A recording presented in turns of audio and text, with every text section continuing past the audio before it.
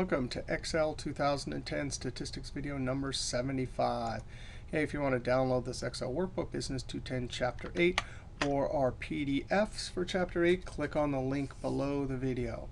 In this video, we have to talk about calculating confidence intervals when we don't know sigma. So what we said the last couple of videos is when sigma is known, which is not usually the case, but in some cases it is, we use the standard normal distribution with our z.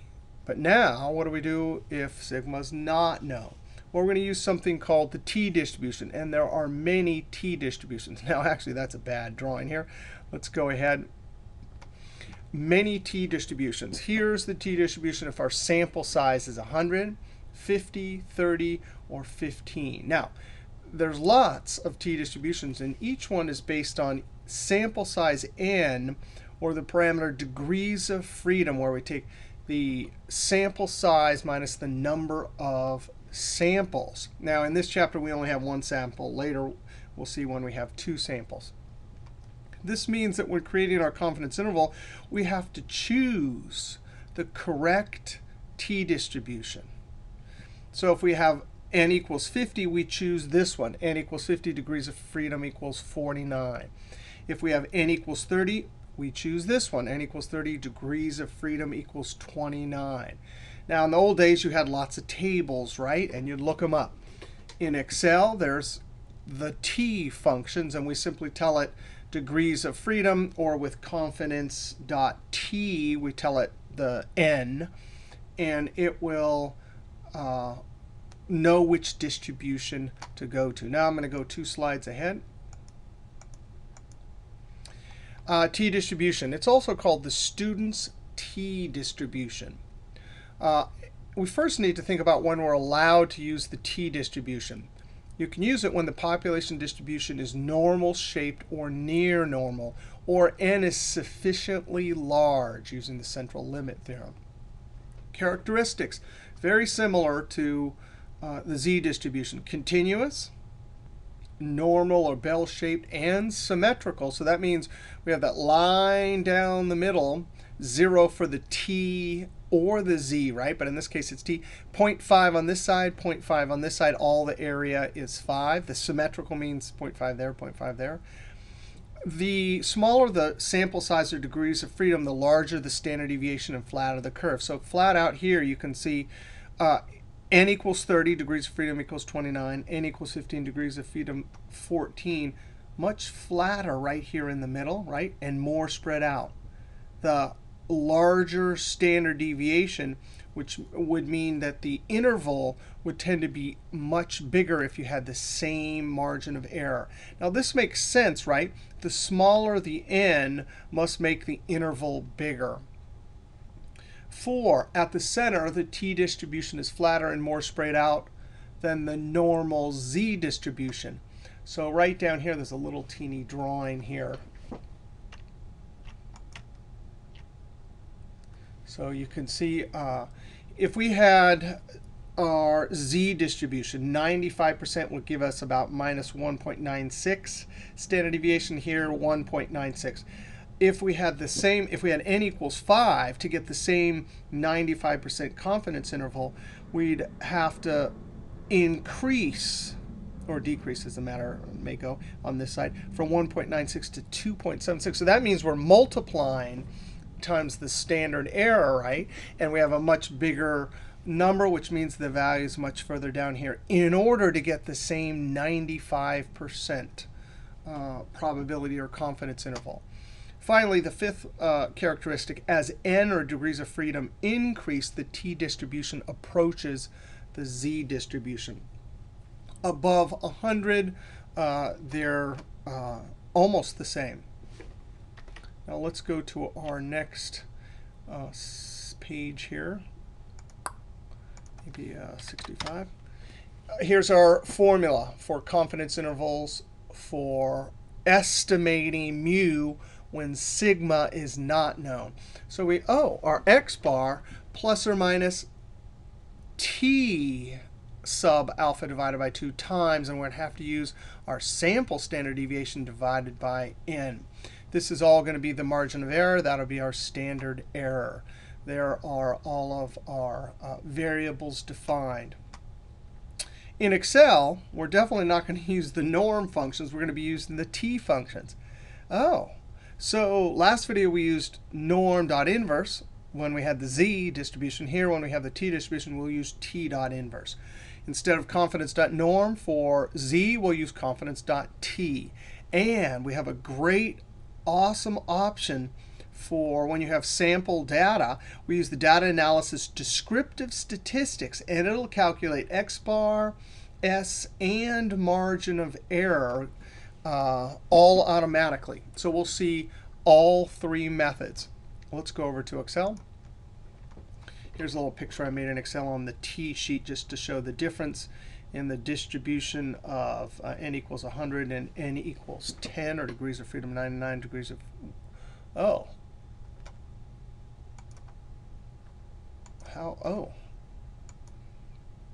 Control C. I had the wrong formula there.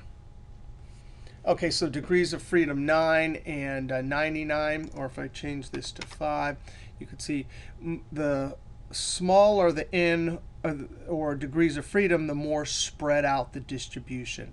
All right, let's go over to the sheet sigma not known. Now, this is our printer manufacturer example, and we're going to see all three methods here. So printer manufacturer is a manufacturer of computer printers and print cartridges. They would like to create an ad that says how many pages customer could expect from their cartridge. Something like a customer can expect an average of with a margin of error of. All right. So now we're using a small sample here. The assumption for the T distribution is that the population has to be bell-shaped or normal-shaped. And for something like a pages coming off a printer cartridge, or cereal boxes being filled, or human weight, all those things have a bell-shaped normal distribution. So we'll assume that this is the population is normally distributed. Now, because it is such a small sample size, that'll affect which distribution we select. And the distribution, since the n in degrees of freedom is so small, will be more spread out.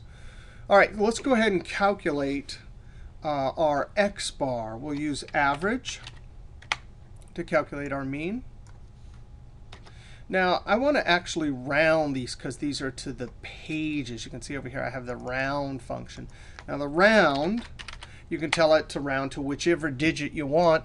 We want to the integer, so you put 0. 2,409. All right. Standard deviation, stdev.s.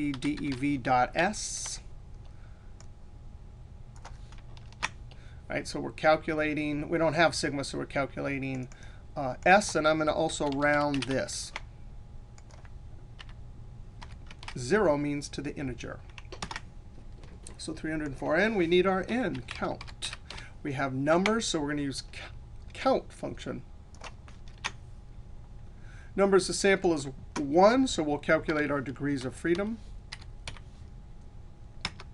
We can calculate our standard error using our s. So we'll take our s divided by square root of our n.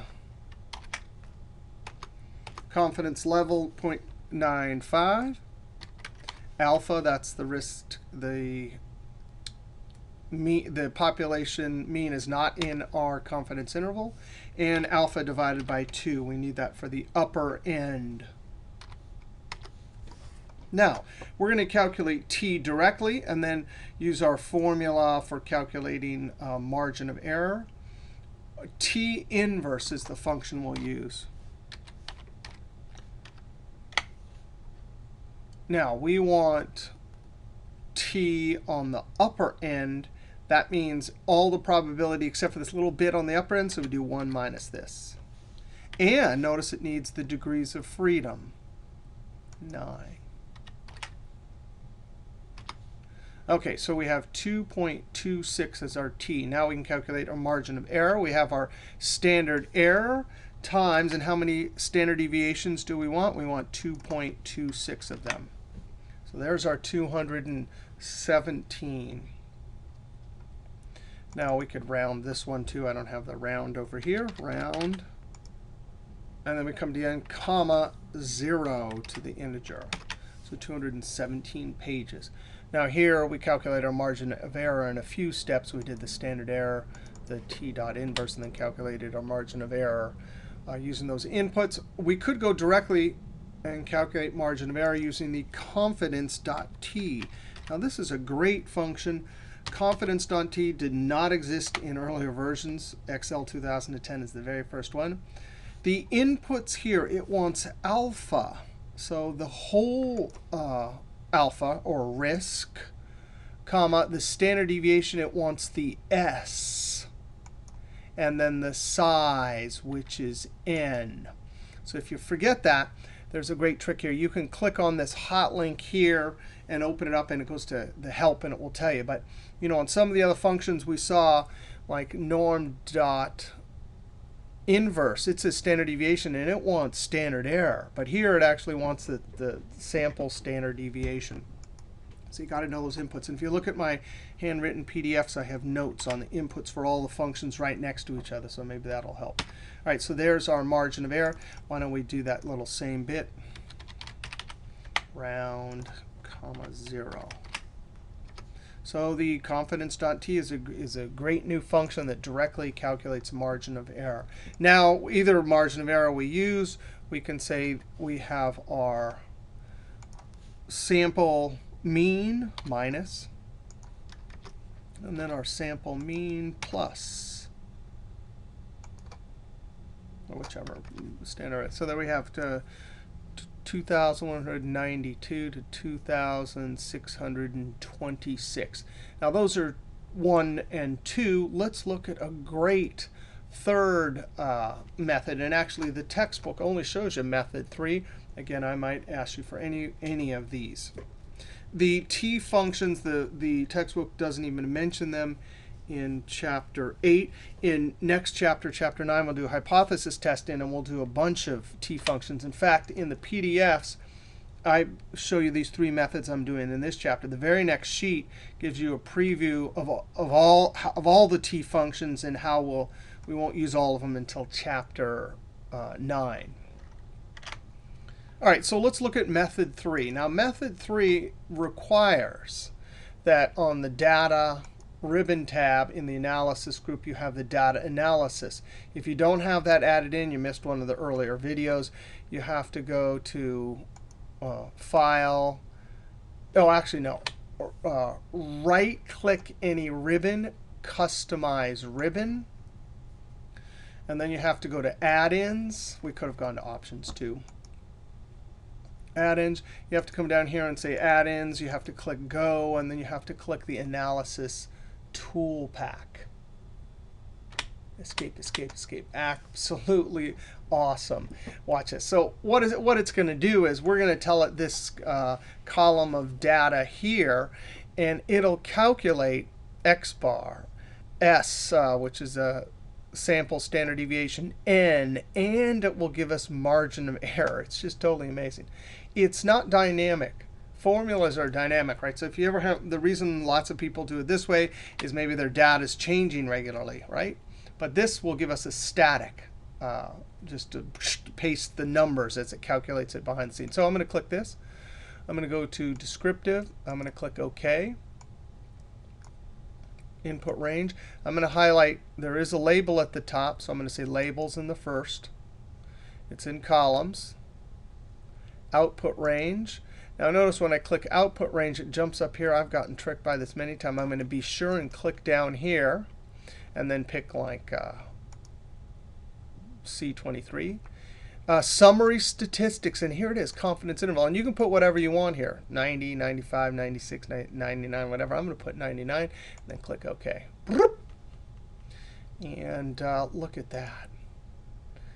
Oh, it even calculated the standard error. Look at that. Now our numbers, we rounded up here, so our numbers are going to be a little bit different. But you got to be kidding me. Is that totally beautiful? So we could then come down here, and we'll do lower limit, upper limit. And from this input data here, we say, hey, our mean minus our margin of error and equals our mean plus our margin of error. All right, so when we get almost exactly the same values. Now, when you do we actually saw this feature, descriptive statistics, in earlier chapters when we were calculating median, mode, standard deviation, variance, and stuff. But notice confidence interval, if you put that in, it does the t distribution. Now, our conclusion, if I were to just copy and paste this down here, how about text only? So our conclusion would be a customer can expect, and we just plug it in here. It's 2,409 with a margin of error of 217 pages, right? So maybe we can put pages here. So a customer can expect an average of 2,400 pages with a margin of error of 217. So that was our first example of the t distribution. Let's go over to T2. Here's another example. So Restaurant Magazine wants to rate a particular restaurant. Let me see if I can zoom in here. They go out and ask 50 randomly selected customers to give a rating between 1 and 10 so they can estimate the population mean rating. So here's our data set here. We have n equals 50. Let's go ahead and count that. Counts numbers. We'll calculate the degrees of freedom. So we take our n minus the number of samples. Our x bar. 5.98. So that's the average rating. The standard deviation.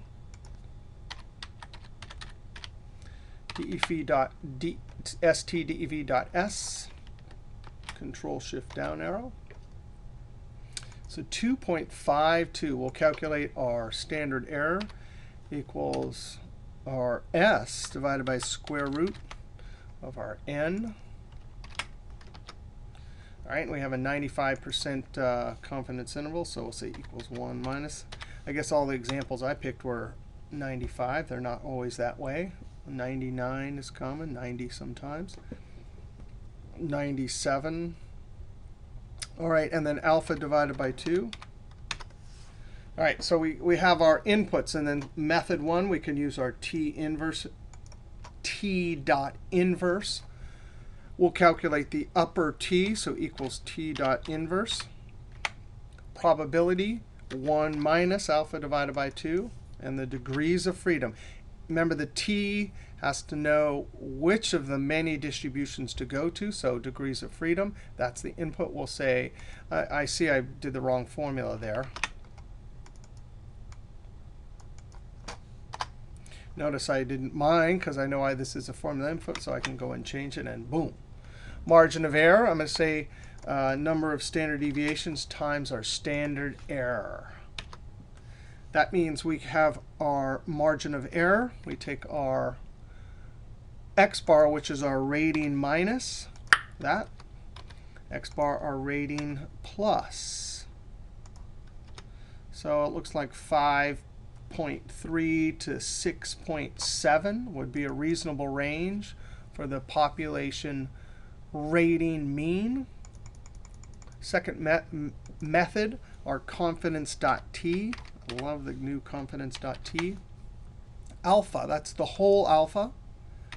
Standard deviation, that is the S.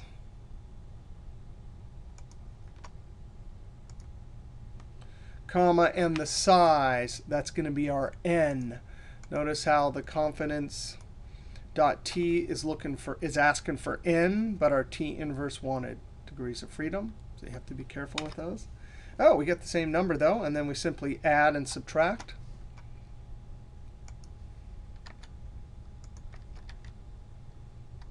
Equals, there's our average rating, plus 0.7. You get the same exact thing, different methods. And then you got to love this one. We'll go up to data analysis. We'll select descriptive statistics. Click OK. It's got the wrong range. So I'm going to click in A4, Control Shift down arrow.